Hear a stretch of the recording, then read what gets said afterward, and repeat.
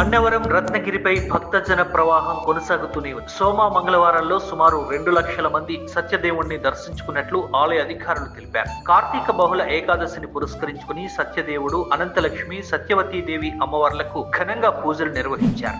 ఎన్టీఆర్ జిల్లా నాగాయలంకలో శ్రీ పార్వతీ సమేత శ్రీ కన్యకా పరమేశ్వరి సమన్విత శ్రీ నగరేశ్వర స్వామిని కొత్త పంట వరి కంకులతో అభిషేకించి అలంకరించారు.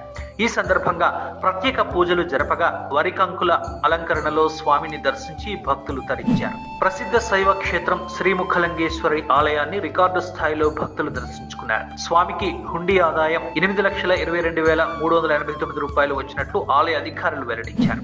పోలిపాడ్యమి మహాపర్వదినాన్ని పురస్కరించుకుని అఖండ దీప సాగర హారతి మహాక్రతువును విశ్వభారత్ మీడియా నిర్వహించనుంది. డిసెంబర్ 1వ తేదీ ఆదివారం సాయంత్రం 5 గంటల నుంచి విశాఖలోని ఆర్కే బీచ్ కాళీమాత ఆలయం ఎదురుగా జరగనున్న ఈ మహోన్నత కార్యక్రమానికి అందరూ ఆహ్వానితులే.